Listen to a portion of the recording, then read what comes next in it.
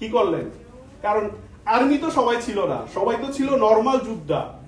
তো আমাদের যে চাস্তো ভাইয়েরা সবাই কিন্তু মোটামুটি আমাদের চেয়ে অনেক বড়, তারা মুক্তিযোদ্ধা। আমাদের 3 জ্যাঠতো ভাই, ওনারা মুক্তিযোদ্ধা। আমাদের জাহাঙ্গীর খান চৌধুরী, উনিও মুক্তিযোদ্ধা, যিনি আমাদের বামুনপাড়া থানার আওয়ামী লীগের সভাপতি। আচ্ছা, যাই হোক, সেটা হচ্ছে যে আমরা মুক্তিযোদ্ধা পরিবারের সন্তান, এবং আমরা এই বিষয়টাকে, যে মুক্তিযোদ্ধাকে আমরা কোনোভাবে কলঙ্কিত করতে চাই না।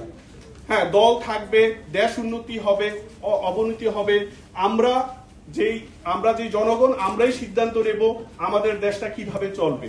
মত থাকবে, আলোচনা থাকবে, যেই মত আলোচনা সবাই গ্রহণ করবে। আরেকটা বিষয় হচ্ছে যে এই যে খান চৌধুরী কেন বলা হলো, আমরা কেন খান চৌধুরী, আসলে এটা অনেক সময় বলা হয়, সেটা একটু আনন্দের ছলে বলি, যদিও এটা বিষয় না। সেটা হচ্ছে যে আমাদের একটা সময় নবাবী আমল ছিল, আমাদের বাংলাদেশ একসময় নবাবী আমল ছিল। সেই নবাবী আমলে প্রথম হচ্ছে মুর্শিদ কুলি খাঁ, বাংলাদেশে মানে মুর্শিদ কুলি খাঁ প্রথম নবাব হয়েছিল বাংলা, বিহার এবং উড়িষ্যা। হ্যাঁ, ওনার হচ্ছে যে কোনো পুত্র সন্তান ছিল না, ওনার একটা কন্যা ছিল। তো এই একটা কন্যার সন্তানকেই হচ্ছে আরেকটা নবাবের কাছে বিয়ে দিয়েছে, সে হচ্ছে সুজাউদ্দিন, নবাব সুজাউদ্দিন। তো বাংলার যে সুজলা সুফলা শস্য শ্যামল যে বাংলা ছিল, সেই বাংলা তখনই ওই নবাবদের আমলেই ছিল বাংলা আসলে প্রকৃত বাংলা, যখন গোয়াল ভরা গরু, পুকুর ভরা মাছ, মানুষ শান্তিতে ঘুমাতো। কারণ নবাব মুর্শিদ কুলি খাঁ মাত্র 1 মোহরের জন্য তার নিজের একমাত্র ছেলেকে কর্তন করে ফেলছে, গর্দান ফালাই দিছে। অন্যায়ের প্রতিবাদ করছে ওই পরিবারের সন্তান আমরা হচ্ছি। পরবর্তীতে নবাব সুজাউদ্দিন নবাব হয়েছে, তার ছেলে সরফরাজ নবাব হয়েছে। কিন্তু সরফরাজ যখন নবাব হয়েছে, তখন সেটা হচ্ছে আলীবর্দী খাঁ তার সাথে বিশ্বাসঘাতকতা যেভাবে করেছে, সেভাবে আলীবর্দী খাঁর নাতির সাথেও পরবর্তীতে ওইভাবে বিশ্বাসঘাতকতা হয়েছে। মানে আলীবর্দী খাঁ আমাদের বংশের যেই নবাব ছিল, তার কাছ থেকে বিশ্বাসঘাতকতা করে নবাবিটা নিয়ে নেয়। যে কারণে হচ্ছে আমরা তখন থেকে খান, যেমন আমার নাম এলান খান, আমার বাবার নাম আব্দুর রহমান, সাজ্জাল খান, সাহেব খান, চারু খান, জমির খান, ফতে খান, হারি খান, সফরাজ খান, তারপর হচ্ছে সুজাউদ্দিন খান।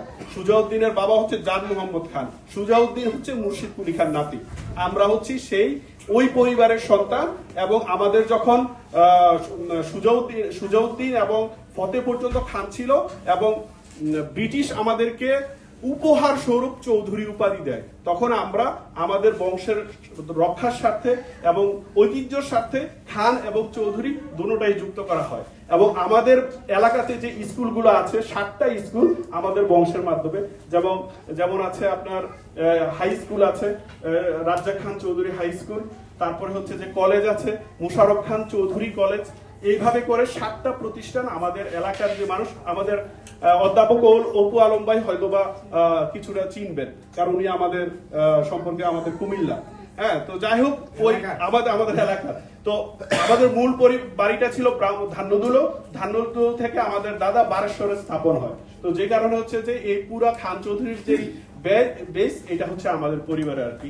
তো যাই হোক, আমার কথা অনেক লম্বা হয়ে গেছে, আপনাদেরকে ধৈর্য ধারণ করে আমার কথা শোনার জন্য অনেক অনেক ধন্যবাদ। আশা করি খান চৌধুরী বিষয়টা আজকে পরিষ্কার। তো যাই হোক, এখন নৃত্য নিয়ে আসছেন আমাদের সোনামণি আয়েশা।